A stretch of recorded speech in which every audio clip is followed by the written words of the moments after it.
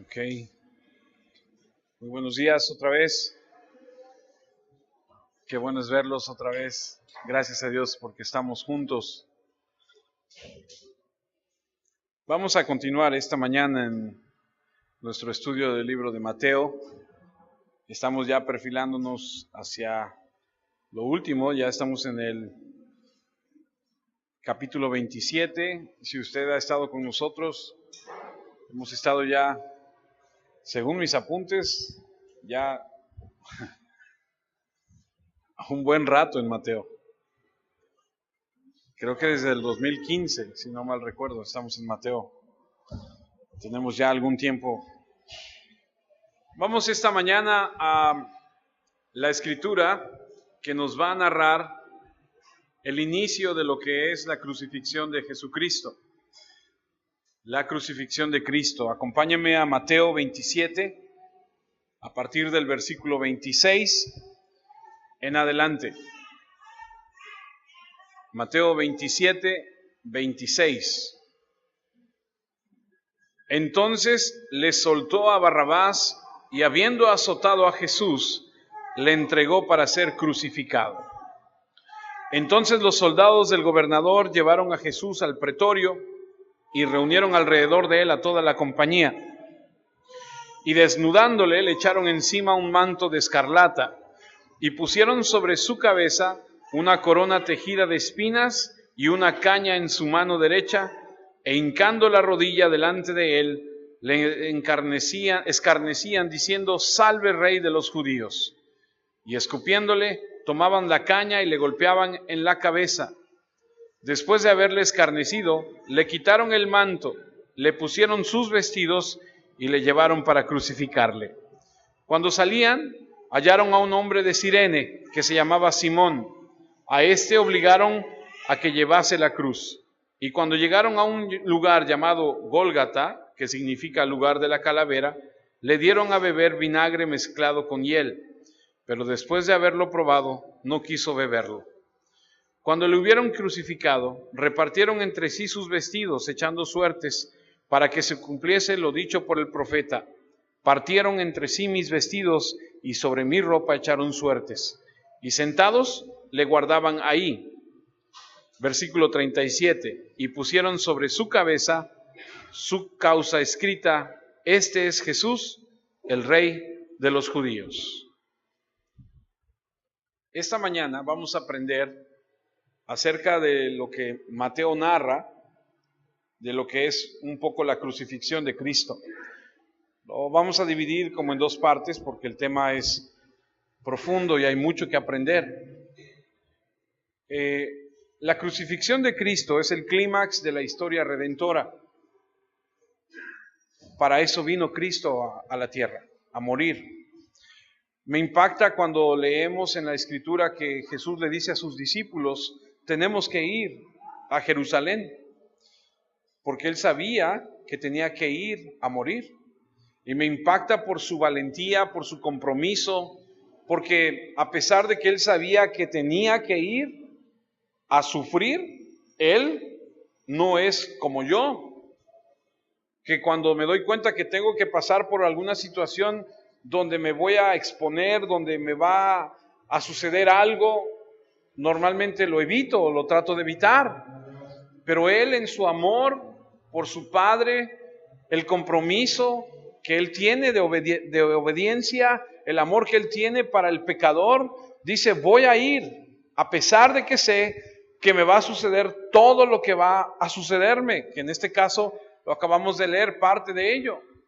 Y la crucifixión, como les estoy diciendo hace un momento, es el clímax de la historia redentora, es el punto focal del propósito de Dios para la salvación tuya y mía, si es que es el caso. Todo culmina en la cruz, donde el Señor carga los pecados del mundo y proporciona salvación a todos los que creen en Él. Y en cierto sentido, la cruz es el clímax del plan de Dios y muestra la gracia, la misericordia, la bondad, el amor de Dios como en ningún otro evento en la historia. La manifestación más grande del amor y la gracia de Dios se ve en la cruz. Sin embargo, creo que debemos no solamente tener la perspectiva de la cruz como eso, amor, gracia, perdón, lo cual lo es. Pero para aquellos que han estudiado un poco más la Escritura, sabrán que los evangelios tienen dos posturas en cuanto a la cruz. Y permítame decírselo de esta forma. Es que Juan, el apóstol Juan, cuando escribe sobre la cruz, siempre va a mostrar esa faceta de la cruz. El amor de Dios, la gracia, la misericordia. Sin embargo, hay otra faceta y es la que nosotros estudiamos hoy. Es la perspectiva que tiene Mateo. Y entonces vemos que hay dos formas de ver la cruz. Una es el amor, la bondad, la misericordia, la gracia de Dios escrita en el Evangelio de Juan, la cual se predica y es verdad. Pero también existe otra perspectiva de parte de Mateo, a donde escribe de la cruz desde un punto de vista opuesto. Porque lo que Mateo va a describir de la cruz no es desde el punto de vista de bondad, sino desde el punto de vista de la maldad del hombre. Y el enfoque de Mateo es sobre cuán malvados somos los hombres y cuánto la muerte de Cristo demuestra la maldad del corazón humano. Es verdad que es amor, gracia, misericordia, pero no se te olvide nunca que fue por la maldad del hombre. No se te olvide nunca. Por eso decidimos poner una cruz aquí, para que nos recuerde tu maldad y mi maldad, que en un madero tuvo que morir un inocente. Y diría que la muerte de Cristo, por un lado, es la mayor revelación del amor y la gracia de Dios, y por el otro lado es la única revelación de impureza y maldad del corazón humano. Entonces tenemos dos monumentalmente verdades reveladas en este evento único. Y a medida que miramos el Evangelio de Mateo, veremos no tanto la crucifixión desde el lado de la gracia y del amor de Dios, sino del lado de la maldad del hombre. No te engañes. Jeremías, capítulo 17, versículo 9, revela una gran verdad acerca del hombre. Jeremías 17, 9 dice: engañoso es el corazón más que todas las cosas. ¿Y qué más dice?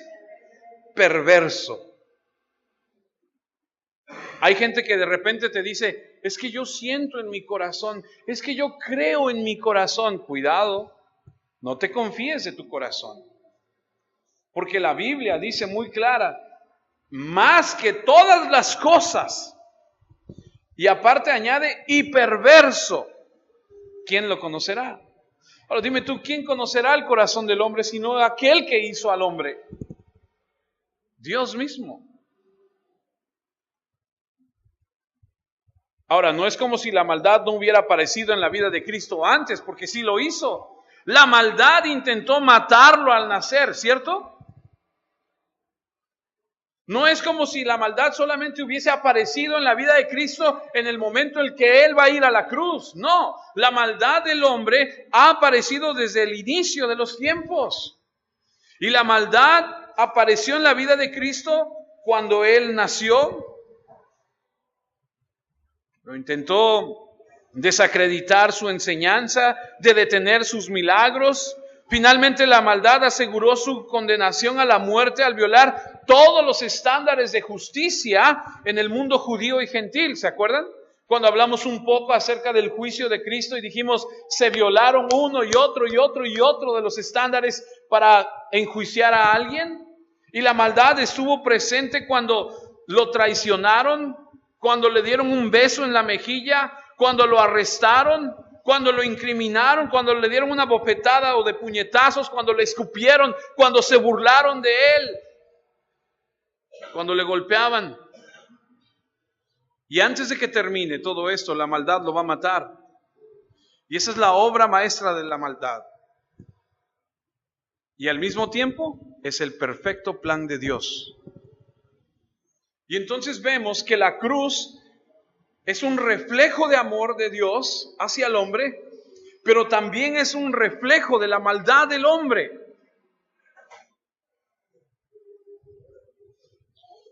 También conoceremos y entenderemos que en el texto nos va a enseñar que la maldad no solamente mató a Cristo, pero que no le fue suficiente saciar su deseo malvado, porque todo el tiempo que estaba en la cruz, muriendo, era atormentado.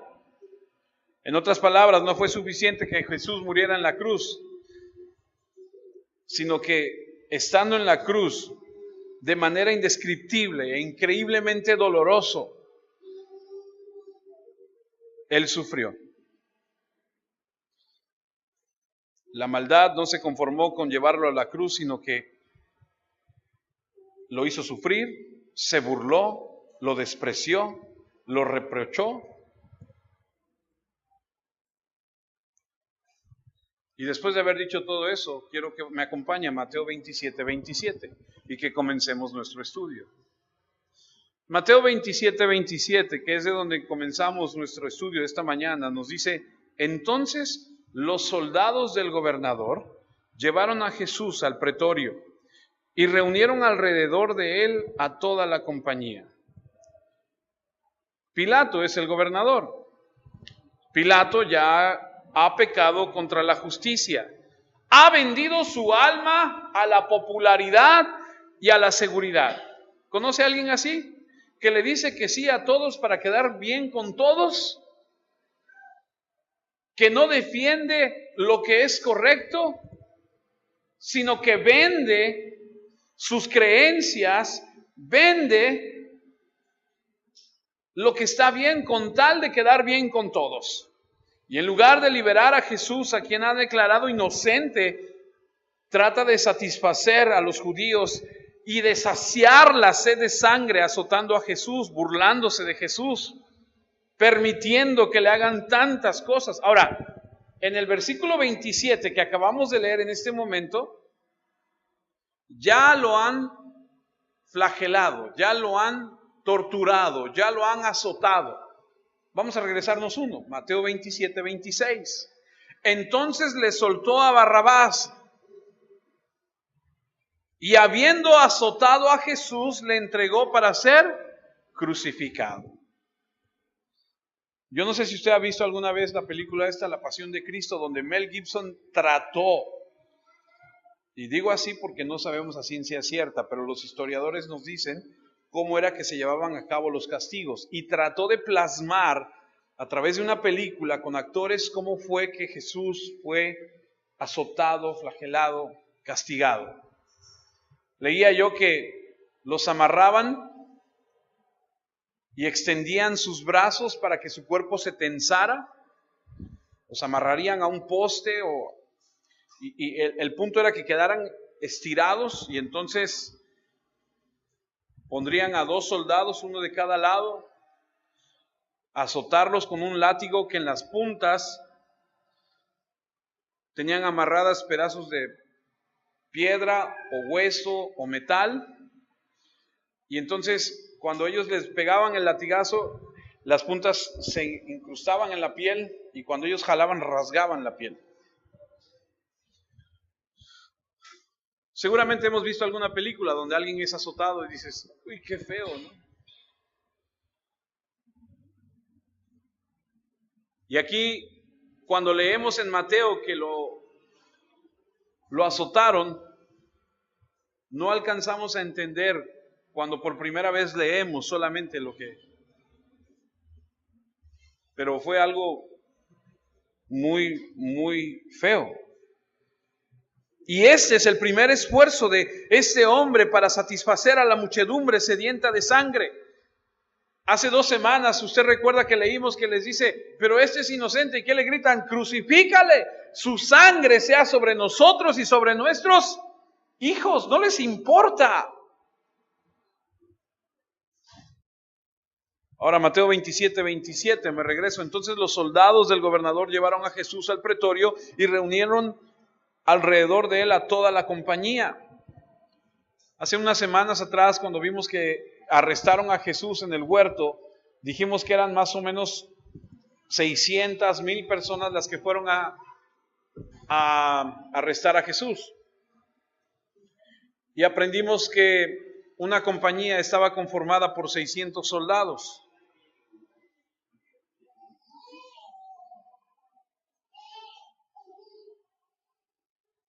600 soldados eran los que conformaban una compañía.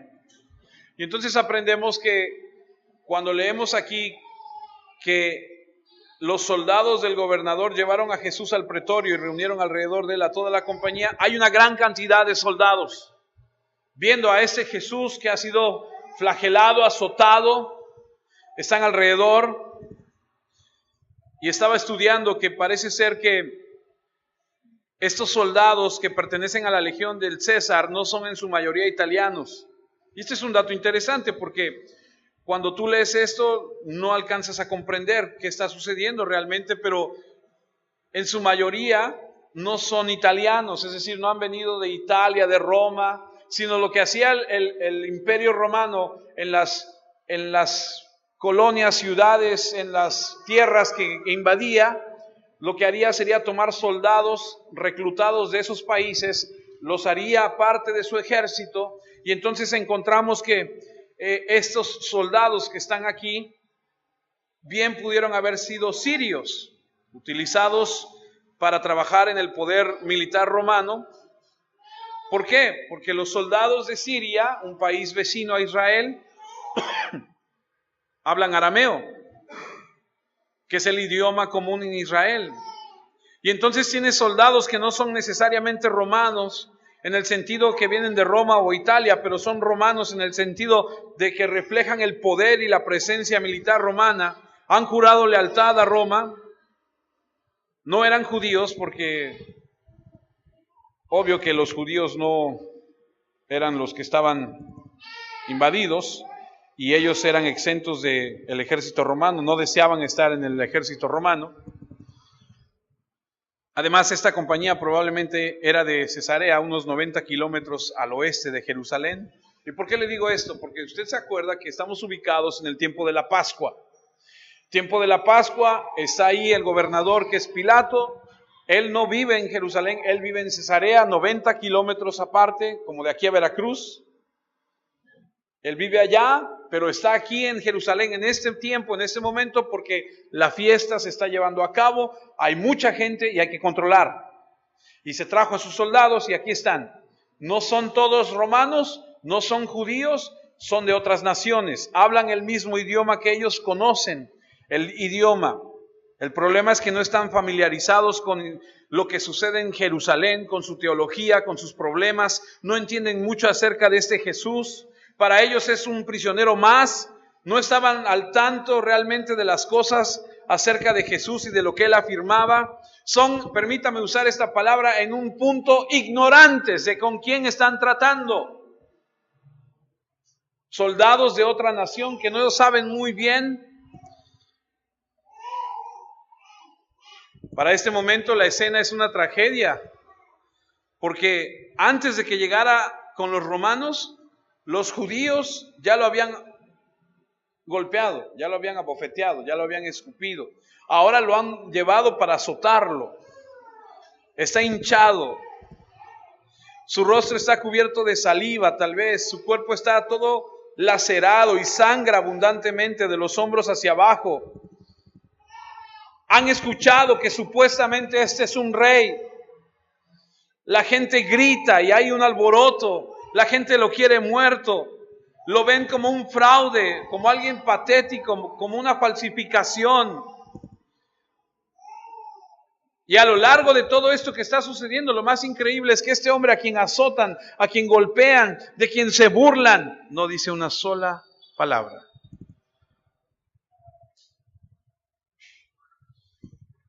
Y eso hace cuestionar su inteligencia, incluso su cordura. Lo interpretan como un payaso, como alguien lo haría con alguien de la calle. Son fríos, indiferentes, ignorantes. Y este impostor, que ellos consideran alguien mentalmente deficiente, según la perspectiva que tienen, no es otra cosa más que el blanco de sus burlas. Pero estamos hablando de Cristo. No estamos hablando de cualquiera. Y todo esto sucede bajo la tutela de Pilato. Es decir, se burlan de la pretensión de Jesús de ser el rey y Pilato lo permite. Lo hacen bajo su aprobación. Porque cuando el Evangelio de Juan más tarde nos dice que fue llevado a la multitud después de azotarlo, con el atuendo de rey con el que lo visten, dicen que lo sacan y que Pilato también sale. Así que Pilato estaba consciente de lo que le estaban haciendo. Y lo primero que le hicieron fue despojarlo. Ahora, escuche, los sirios, si usted conoce un poco de la historia de Israel, no quieren a los judíos. Para ellos no es un problema que le den a un judío y que le digan, pégale, dale unos azotes. Para ellos no es ningún problema mofarse de él.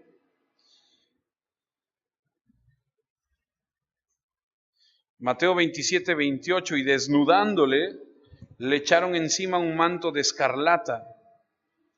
Este manto de escarlata que le echan encima a Jesús, ¿usted alguna vez se ha raspado? ¿Se ha cortado? Cuando le ponen la venda, cuando le curan, se pega. Cuando te la quitan, ¿qué tal duele? Ahí sí bajas hasta Los Ángeles y todo, ¿verdad? Ay, cuando te hacen el lavado mecánico, las enfermeras, ya ves que son bien tiernas. No sé si haya enfermeras entre nosotros, pero Jesús está todo ensangrentado, está todo mal de su cuerpo y le avientan una manta. Dice ahí un manto de escarlata que presumimos que es dentro del pretorio romano, la manta que usan los romanos, los soldados, con la que se cubren el frío, una manta gruesa, rasposa, no era seda. Imagínate estar todo ensangrentado, todo raspado y que te avienten esa manta encima, áspera, pesada. Pero no es porque digan, ay Jesús, pobre de ti, no, es para burlarse. El versículo 29, y pusieron sobre su cabeza una corona tejida de espinas y una caña en su mano derecha, e hincando la rodilla delante de él, le escarnecían, diciendo, salve Rey de los judíos. Una imitación barata, dolorosa de una corona real, tal vez tomada de la misma imagen de la moneda donde aparecía César Tiberio, porque en las monedas estaba el emblema de este César con una corona, con un cetro en su mano, y en son de burla le tejen una corona de espinas, se la colocan, le dan un cetro, se hincan y se burlan de él diciendo, salve Rey de los judíos. Leía yo que Génesis 3:18 dice que espinos y cardos te producirá y comerás plantas del campo. Y lo que leía acerca de estos espinos y cardos es que cuando Adán y Eva pecan, Dios maldice la tierra y dice que es lo que va a producir. Y cuando tú lees lo que le está sucediendo a Jesús aquí, entiendes que Jesús no solamente va a cargar con el pecado del mundo, sino que también va a quitar la maldición de la tierra. En la cruz quitó la maldición. Mire lo que dice Romanos. Acompáñame a Romanos capítulo 8. Déjeme tratar de explicárselo un poco más. Voy a leer la versión Dios, Palabra de Dios para todos. Romanos 8:18. Escribe Pablo y dice, yo reconozco que tenemos que sufrir ahora, pero esos sufrimientos no son nada comparados con toda la gloria que vamos a recibir después. Toda la creación de Dios está esperando con impaciencia el momento en que Dios muestre al mundo quiénes son sus hijos. La creación no pudo alcanzar su propósito original, pero no por causa de ella, sino porque Dios así lo dispuso. Sin embargo, queda esta esperanza, que la creación será librada de la esclavitud de la corrupción para disfrutar luego la grandeza de los hijos de Dios. Todos sabemos que hasta hoy toda la creación se queja de dolor y sufre como una mujer con dolores de parto. No solo el mundo, sino también nosotros sufrimos, pero ya tenemos el Espíritu como anticipo de la promesa de Dios. Ahora esperamos que Dios nos dé todos los derechos como hijos suyos cuando nuestro cuerpo sea librado. Y alguien escribe y dice, cuando a Cristo le ponen la corona de espinas, también lleva la cruz, esa maldición sobre la tierra que vemos que nos describe Pablo.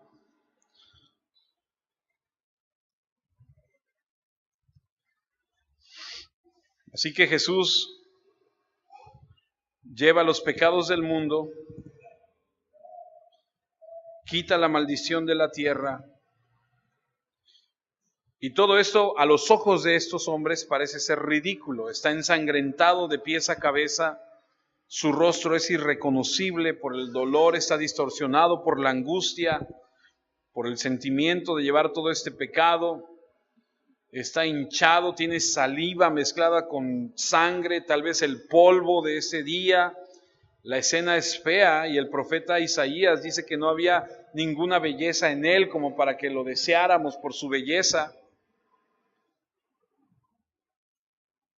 Y ahí mismo en Mateo 27-29 dice, y pusieron sobre su cabeza una corona tejida de espinas y una caña en su mano derecha, e hincando la rodilla delante de él le escarnecían diciendo, salve Rey de los judíos. Una caña en su mano derecha. La mano derecha representa la autoridad. La caña era un símbolo de un cetro que en aquellos días utilizaban los reyes, pero normalmente eran de marfil y de oro. Lo ponen en su mano para representar su autoridad. Dice que se hincaban de rodillas el 27 otra vez y pusieron sobre él una corona, e hincando la rodilla delante de él le escarnecían diciendo, salve Rey de los judíos, y una burla. Doblaban su rodilla ante él, le daban homenaje en son de burla. Hay sarcasmo, cinismo, desprecio. Y el versículo 30 dice, y escupiéndole tomaban la caña y le golpeaban en la cabeza. Leía un comentario que decía que cuando le quitaban la caña y le golpeaban en la cabeza es probable que le hundieran más las espinas en la cabeza. No lo sabemos, pero es probable.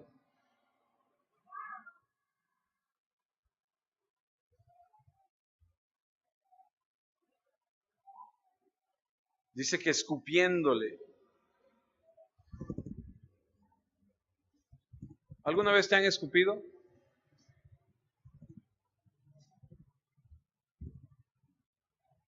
Es un gesto de desprecio cuando alguien te escupe. Cuando alguien te hace esa acción es bastante desagradable. Y a Jesús no solamente lo han escupido los romanos, los soldados aquí, sino capítulo 26, versículo 67, entonces le escupieron en el rostro y le dieron de puñetazos y otros lo abofeteaban. Y aquí está ante los judíos y los gentiles, todos por igual lo han escupido. El mundo entero, al parecer, se reúne para escupir al Hijo de Dios. Si tan solo supieran a quién escupen, si supieran con quién están tratando, de quién es. Colocaron una corona de espinas, una túnica escarlata para burlarse de él. Si tan solo tuvieran una idea. ¿Te puedes imaginar a esas personas que hicieron eso hoy, en este momento, en el infierno? Pensando, ¿qué hicimos?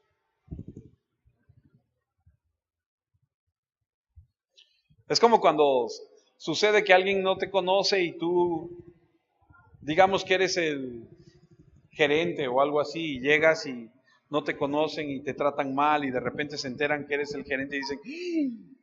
La regamos, era el jefe, ¿no?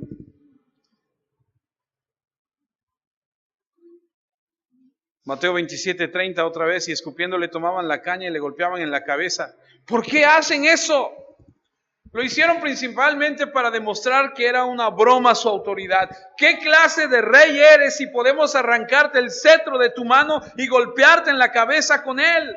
Tu soberanía es una risa, tu autoridad es una burla, es una broma tu realeza. ¿Cómo es posible? Cualquiera que puede escupir a un rey y golpearlo en la cabeza con su propio cetro y no tener ninguna represalia. Este rey es una farsa. Juan, que describe el mismo incidente, 19:3 dice, y le decían, salve rey de los judíos, y le daban de bofetadas. Ahora, yo no sé si a ti te pase, pero cuando leemos estas escrituras, nos estamos a lo mejor visualizando lo que le hacían y decimos, esos soldados, qué horribles son, qué horribles fueron. Pero la verdad es que así es el mundo. Así son los hombres que no aman a Dios. Con su desprecio, con su rechazo, escupen al Hijo de Dios.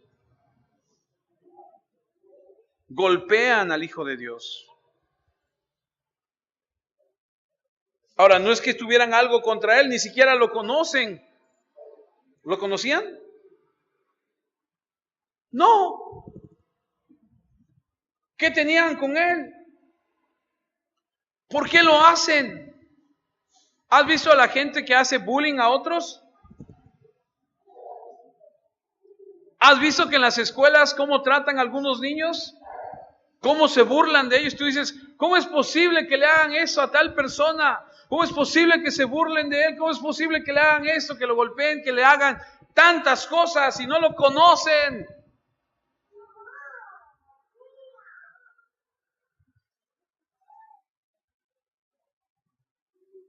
Es la depravación del corazón humano. Es una diversión brutal. Y aunque Él está ahí, no dice absolutamente nada, no ofrece resistencia. Está dispuesto a sufrir por los pecadores, a sufrir no solo la muerte de cruz, sino todo lo que viene con ella. Cumplirá su llamado, soporta la contradicción de los pecadores. Por eso Hebreos capítulo 12, versículo 3 dice, considerad aquel que sufrió tal contradicción de pecadores contra sí mismo, para que vuestro ánimo no se canse hasta desmayar. ¿Alguna vez te has sentido desanimado? ¿Alguna vez has dicho, ya no quiero nada con Dios? ¿Alguna vez has pasado por ese tipo de situaciones donde dices, ay, ya me cansé? Mira lo que dice Hebreos, considerad aquel que sufrió tal cosa. ¿Tú has sufrido lo que sufrió él? ¿A ti te han puesto una corona de espinas? ¿A ti te han golpeado con un cetro? ¿Te han dado unos latigazos? Algunos que son muy dramáticos dicen, pues no así, pero de otra forma, ¿no? Porque hay de todo.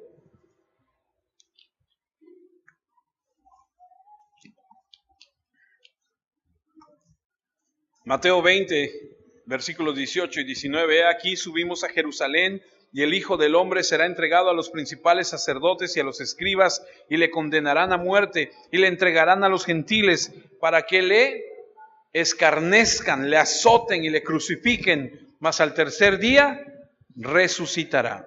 Él sabía lo que iba a suceder y me impacta su valentía, me anima su valentía. Porque Él sabe lo que va a suceder y dice, tenemos que ir. Y yo confieso que muchas veces he sido cobarde cuando hay que enfrentar algunas cosas y dices, no quiero. Y Él dice, tenemos que ir. Sé lo que va a pasar, pero he de ir. Y silenciosamente soporta la humillación, la agonía, el dolor. Ahora, Mateo en el versículo 30 se detiene y no describe más.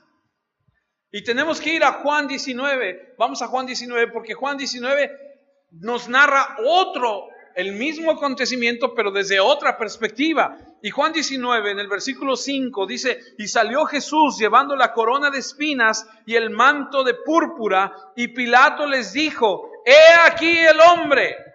Cuando le vieron los principales sacerdotes y los alguaciles, dieron voces diciendo: crucifícale, crucifícale. Pilato les dijo: tomadle vosotros y crucificadle, porque yo no hallo delito en él.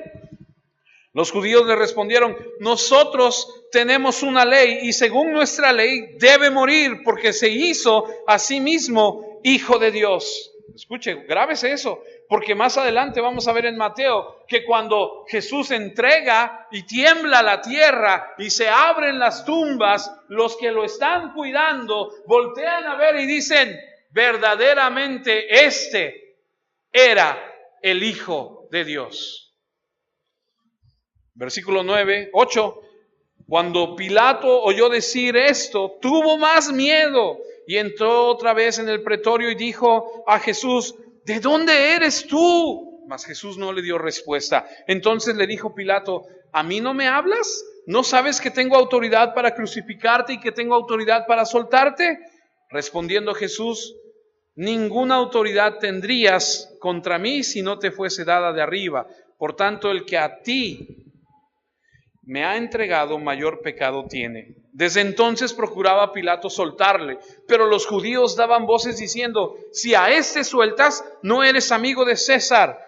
Todo el que se hace rey, a César se opone. Entonces Pilato, oyendo esto, llevó fuera a Jesús y se sentó en el tribunal en el lugar llamado el Enlosado, y en hebreo, a ese me cuesta, ¿Gábata o Gabata? Gábata, bueno, usted póngale el acento donde quiera. El 14, era la preparación de la Pascua y como la hora sexta. Entonces dijo a los judíos: he aquí vuestro rey. Pero ellos gritaron, ahora escuchen, me voy a regresar. Versículo 14. Era la preparación de la Pascua y como la hora sexta. Entonces dijo a los judíos: he aquí vuestro rey. Escuche.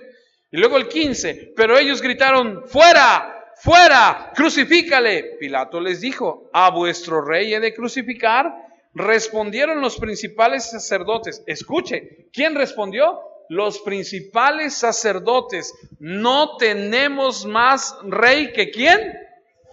Eso, ¿sabe cómo se llama?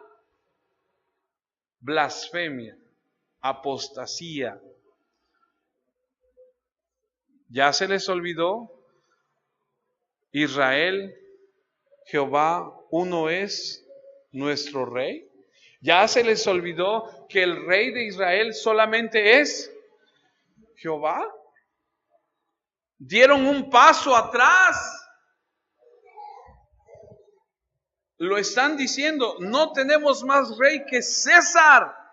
Versículo 16, así que entonces lo entregó a ellos para que fuese crucificado. Tomaron pues a Jesús y le llevaron. Esa declaración es una culminación de la apostasía de la nación de Israel.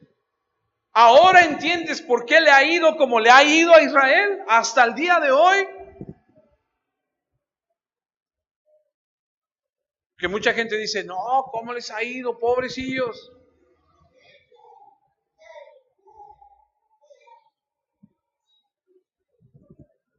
Ellos lo dijeron con su propia boca, y Pilato no tuvo más remedio que crucificarle. Mateo 27:31, después de haberle escarnecido, le quitaron el manto, le pusieron sus vestidos y le llevaron para crucificarle. Mateo omite la parte que cubre Juan, porque Mateo lo resume. Le quitan el manto, la caña de sus manos. No sabemos si lo van a dejar con la corona. No estoy seguro haber leído que tuviera la corona. Digo, lo hemos visto toda la vida crucificado con una corona, pero la Biblia no dice que se la hayan dejado, tampoco dice que se la hayan quitado. Le volvieron a poner sus vestiduras, lo sacaron de ahí del pretorio, lo llevaron para ser crucificado. ¿Sabes de dónde se originó la crucifixión? Los persas tenían un dios, una deidad llamada Hormuzd, que era la deidad de la tierra. Y entonces cuando ellos querían castigar a alguien, como esa deidad de la tierra para ellos era muy especial, decían: no podemos manchar la tierra con la sangre de estas personas que vamos a sacrificar, y los colgaban. Y entonces eventualmente en la historia los romanos toman la costumbre y la perfeccionan. Los romanos crucificaron 30,000 judíos. ¿Y sabe dónde los ponían? En las carreteras principales. ¿Sabe para qué? Para que le recordara a la gente lo que se enfrentaba todo aquel que se rebelara contra Roma. Imagínate que dijeras, vamos a ir a tal pueblo. Ah, sí, con toda la familia. No, vamos el día de campo, nos subimos a la carreta y ahí vamos, y de repente, un crucificado, 2 crucificados, 3 crucificados. Era algo espantoso. Pero la gente tenía aquí en su memoria que si tú te rebelabas contra Roma, te colgaban en una cruz. Una forma de castigo impresionante. Mateo 27:32, cuando salían hallaron a un hombre de Cirene que se llamaba Simón, y a este obligaron a que llevase la cruz. Cuando salían, de nuevo Mateo se brincó algunas cosas, y obvio que cuando dice que cuando salían se refiere que iban fuera de la ciudad. Los judíos nunca iban a tolerar que se hiciera ese sacrificio dentro de la ciudad. Por eso Hebreos 13:12 dice, por lo cual también Jesús, para santificar al pueblo mediante su propia sangre, padeció fuera de la puerta. Salgamos pues a él fuera del campamento, llevando su vituperio. Fue fuera de la ciudad. ¿Alguien ha ido a Jerusalén? ¿Paco todavía no vas? ¿Paco no? ¿Nadie? Bueno, a lo mejor algún día vamos, ¿no? Digo, no hemos ido todavía, pero a lo mejor algún día vamos. Estaba leyendo que a donde crucificaron a Jesús, me llamó mucho la atención y dije, ¿cómo es el ser humano? Porque estaba leyendo que actualmente la Gólgota, donde crucificaron a Jesús en este monte, dicen que abajo del monte hay una parada de autobuses. O sea, para mí es algo así como que no lo puedo creer, ¿no? Sí, haz de cuenta que hay para el microbús, ¿no? Oiga, para usted ahí donde crucificaron a Jesús. Ah, sí, ahí está la parada, ¿no? O sea, a mí se me hace algo así como que... Pero bueno, si algún día Dios nos da la gracia, el favor y el dinero para ir, lo verificaremos. Pero está fuera de la ciudad. Y Mateo 27:32 nos dice que cuando salían, hallaron a un hombre de Cirene que se llamaba Simón. A este obligaron a que llevase la cruz. Mateo no nos dice lo que pasó antes de que salieran de la ciudad, simplemente se salta la parte de dejar el pretorio para dejar la ciudad. Pero Juan nos da un poquito más. Juan 19, versículos 16 y 17. Así que entonces lo entregó a ellos para que fuese crucificado. Tomaron pues a Jesús y le llevaron, y él cargando su cruz salió al lugar llamado de la calavera, y en hebreo Gólgata. Y vemos aquí que Jesús lleva su cruz. Los romanos, cuando crucificaban a alguien, le obligaban a cargar la cruz.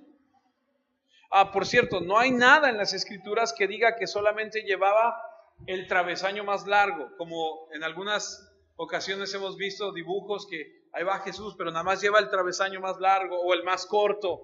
No dice nada, nada más dice que llevó su cruz. Hay por ahí algunos comentarios que dicen que la cruz de Jesús pudo haber pesado más o menos 90 kilos. Ahora, yo quiero que usted piense en esto. Le han azotado, va ensangrentado. Le dan la cruz para que la lleve. Pesa la cruz.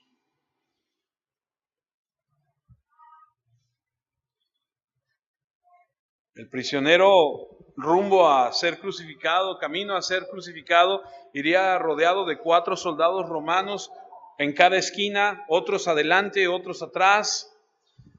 Acuérdese que estamos en la Pascua. Jerusalén es un hervidero de gente, 2 millones de personas. Normalmente el prisionero tendría que llevar una placa aquí en su pecho que diría el crimen que cometió por el cual lo van a crucificar, o si no, alguien iría adelante con la placa para que todo mundo viera por qué razón es que lo van a crucificar, de qué se le acusa. Y así Jesús carga su propia cruz, es exhibido ante el pueblo al salir de la ciudad, y es una advertencia a todos aquellos que violan la ley romana, para que vean lo que le sucede a los que se oponen a Roma. Y ahí van por la calle, en una procesión, y en ese momento Jesús da un mensaje, el último. Jesús dice en Lucas 23, una advertencia, el último mensaje de Jesús a la gente. Lucas 23, 28, y le seguía gran multitud del pueblo, y de mujeres que lloraban y hacían lamentación por él. Pero Jesús, vuelto hacia ellas, les dijo: hijas de Jerusalén, no lloréis por mí, sino llorad por vosotras mismas y por vuestros hijos. Porque he aquí vendrán días en que dirán: bienaventuradas las estériles y los vientres que no concibieron y los pechos que no criaron. Entonces comenzarán a decir a los montes: caed sobre nosotros, y a los collados: cubridnos. Porque si en el árbol verde hacen estas cosas, en el seco, ¿qué no se hará? ¿Y qué quiere decir con esto? Lo que está diciendo es: yo soy el árbol verde, yo doy fruto. Ustedes que están secos, imagínense, si yo que doy me hacen esto a ustedes, hombre, como decía mi abuela, agárrense porque ahí viene. ¿Y qué estaba diciendo? En unos años, en el año 70, tú lees la historia y en el año 70 sabes que viene Tito y destruye Jerusalén. 100,000 judíos murieron. Dicen que 10,000 fueron aventados de las murallas, sacerdotes. Una cosa espantosa.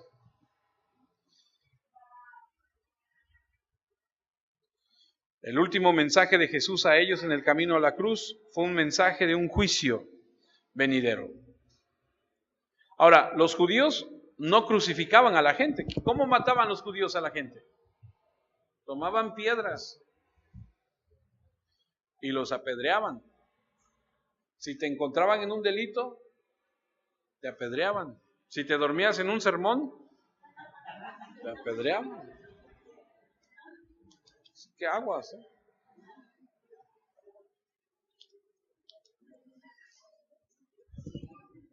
Ahora, yo no sé si usted ha pensado en esto, pero escuche. Jesús ha tenido una semana muy cansada. Jesús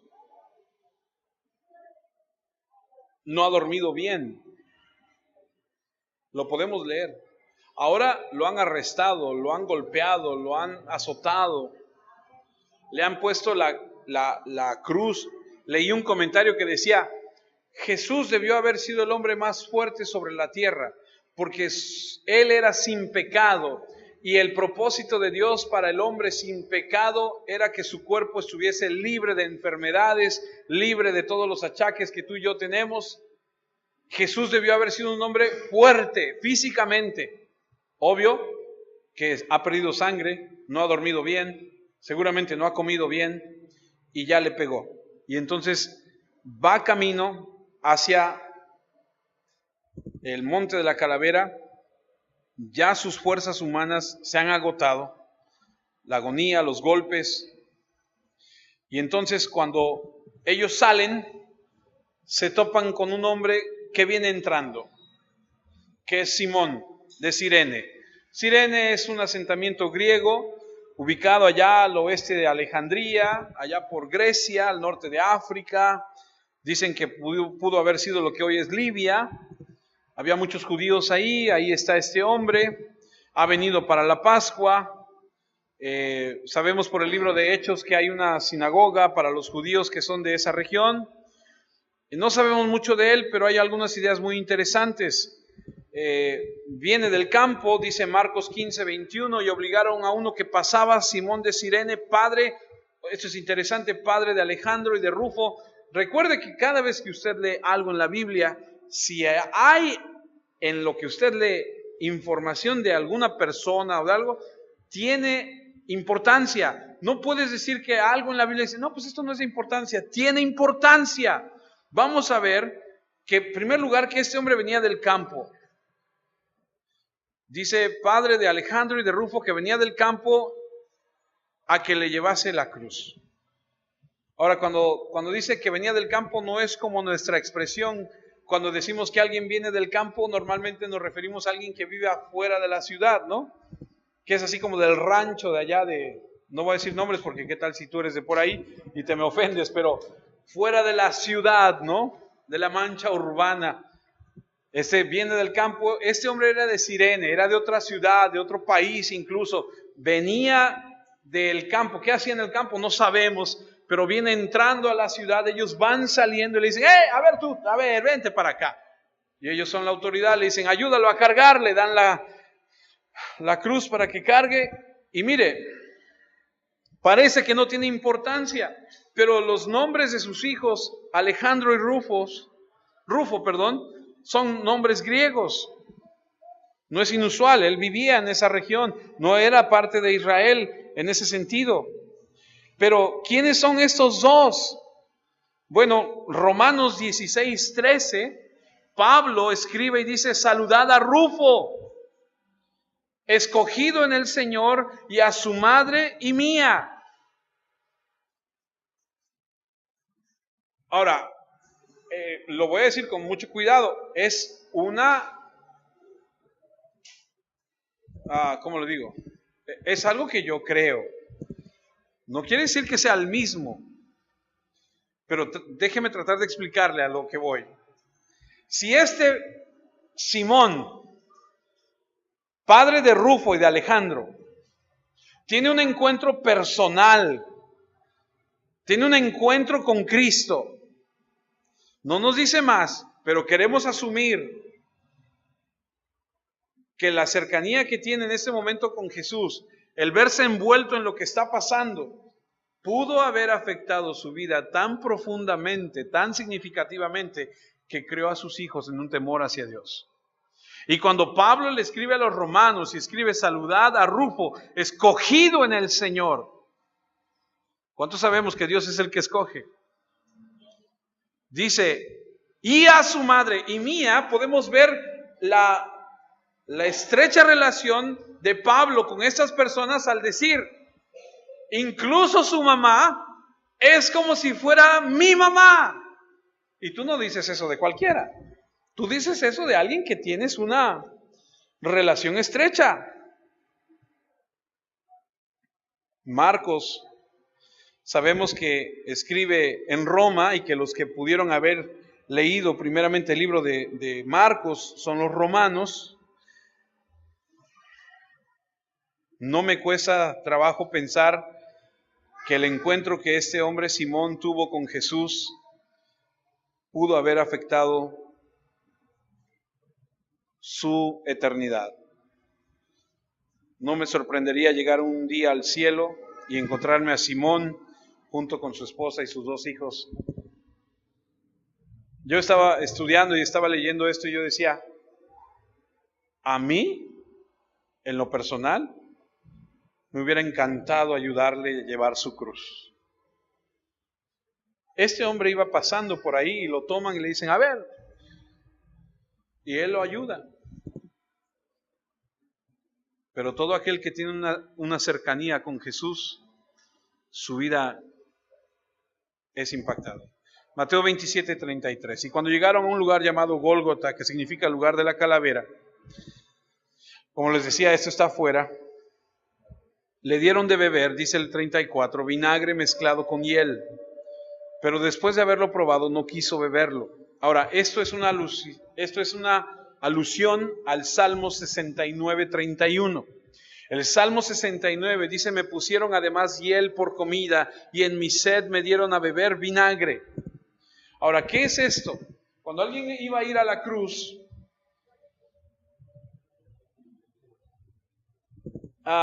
¿quién le tiene miedo a las inyecciones? No, no levante la mano, no levante la mano. Mejor nada más así de... ¿Usted ha tratado con alguien que lo vas a vacunar, le vas a poner una inyección, etcétera, y no se deja?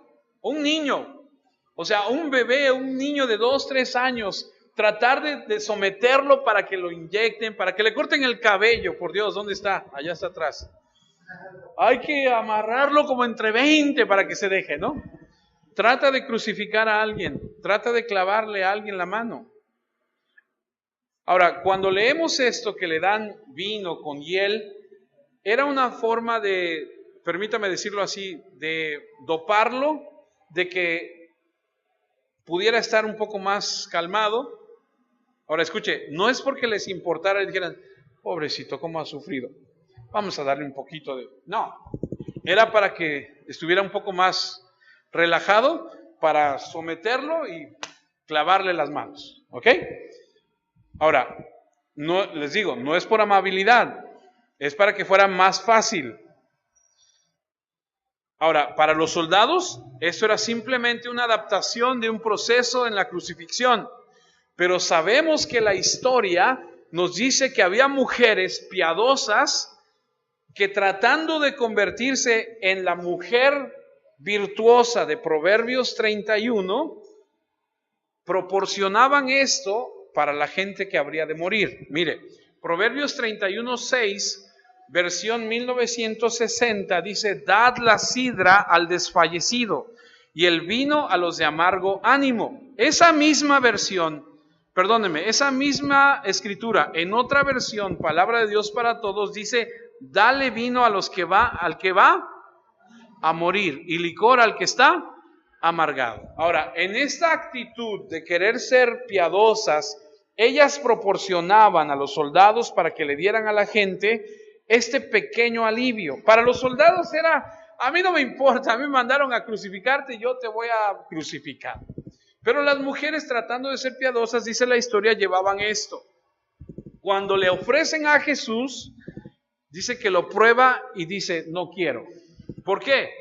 Porque en Juan 18:11, cuando Pedro le corta la oreja a aquel, le dice Jesús a Pedro: guarda la espada. Jesús le dijo a Pedro: mete tu espada en la vaina, la copa que el Padre me ha dado, ¿no la he de beber? O sea, dame un poco de dopaje para que no sufra yo tanto. Jesús dice: no, a mí me mandaron a hacer esto y yo lo hago. Punto. Versículo 35, cuando le hubieron crucificado, repartieron entre sí sus vestidos echando suertes, para que se cumpliese lo dicho por el profeta: partieron entre sí mis vestidos y sobre mi ropa echaron suertes. ¿Te das cuenta de la frialdad en la que se maneja el texto, el suceso? No explica Mateo: y el pobre sufrió y sangraba, y mientras a él sangraba la gente se quebrantaba. No, no está describiendo una novela. ¿Te das cuenta de la frialdad? O sea, pum, pum, pum, lo crucifican, lo paran, y cuando ya lo crucificaron, ya está ahí, ¿qué dicen? Ahora sí, mientras él está ahí arriba sufriendo, dicen: vamos a repartirnos su vestido. A ti te va a tocar eso, a ti te va a tocar eso. O sea, no les importa. ¿Sí entienden lo que les digo? ¿Por qué se describe? Porque el problema para Mateo es la maldad del hombre. La Biblia no está preocupada por los eventos físicos de la cruz, está preocupada con la maldad de los hombres. No describe la agonía de Jesús, describe cómo los hombres no les importó la agonía física de Jesús. Cuando le hubieron crucificado, repartieron entre sí sus vestidos, echando suertes, para que se cumpliese lo dicho por el profeta: partieron entre sí mis vestidos y sobre mi ropa echaron suertes. Eso es Salmo 22, 18 y 19. Repartieron entre sí mis vestidos y sobre mi ropa echaron suertes. Mas tú, Jehová, no te alejes, fortaleza mía, apresúrate a socorrerme. Ya voy a acabar. Juan, versículo 23. Cuando los soldados hubieron crucificado a Jesús, tomaron sus vestidos e hicieron 4 partes, una para cada soldado. Ahí vemos que son 4. Tomaron también su túnica, la cual era sin costura, de un solo tejido, de arriba abajo. Entonces dijeron entre sí, no la partamos, sino echemos suerte sobre ella, a ver de quién será. Esto nos hace asumir que tenía cierto costo, que tenía cierto valor. Esto fue para que se cumpliese la escritura que dice, repartieron entre sí mis vestidos y sobre mi ropa echaron suertes, y así lo hicieron los soldados. Mateo no hace ningún comentario al respecto.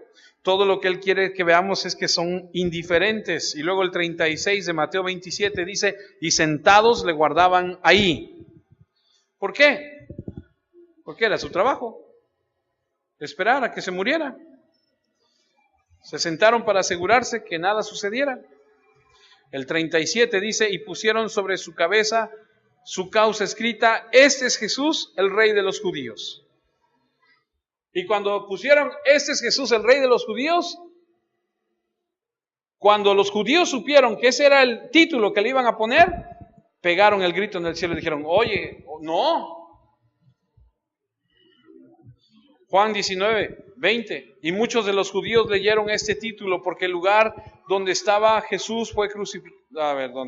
Porque el lugar donde Jesús fue crucificado estaba cerca de la ciudad y el título estaba escrito en hebreo, en griego y en latín. Dijeron a Pilato, los principales sacerdotes de los judíos, no escribas Rey de los judíos, sino que él dijo, soy el Rey de los judíos. Y si usted sigue leyendo la escritura, dice que Pilato les dijo, a mí no me importa, se queda. Y lo escribe dice latín, griego y hebreo, para que lo lean todos. Una burla.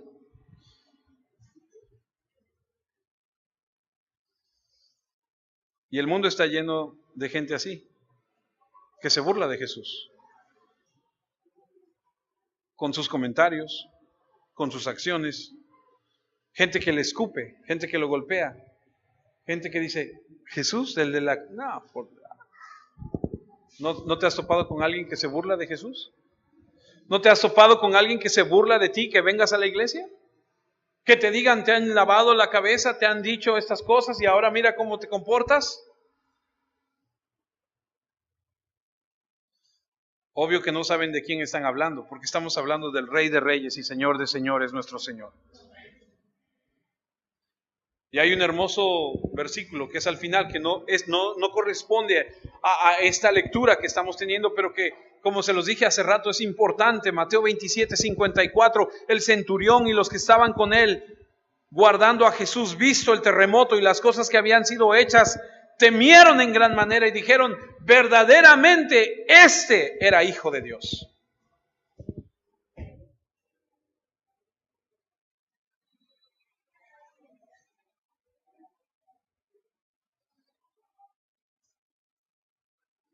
Cristo nuestro Señor en la cruz. Aprenderemos, si Dios nos da vida, la próxima semana, que hay 4 tipos de hombres involucrados en este suceso. Eso será la próxima semana. Oremos. Señor, queremos esta tarde darte gracias por tu palabra. Agradecerte que a través de ella nos muestres lo mucho que nos amas, pero también la maldad del corazón del hombre. Perdónanos y ayúdanos a vivir como tú quieres que vivamos. Oro por cada uno de mis hermanos esta tarde. Te pido por su crecimiento espiritual, por su madurez, pero también oro por aquellas personas que no te conocen. Oro para que la venda de sus ojos sea quitada, la dureza de su corazón sea quebrantada. Te pido tu misericordia y tu favor para ellos, para nuestros seres amados que no te conocen. Ten misericordia de ellos. Permíteles conocer ambas facetas de la cruz, Señor. Te rogamos que todos los días de nuestra vida, Señor, siempre tengamos fresco en nuestro corazón y en nuestra mente este momento tan importante cuando tú diste tu vida por nosotros, para que nunca se nos olvide y para que siempre te honremos y te glorifiquemos.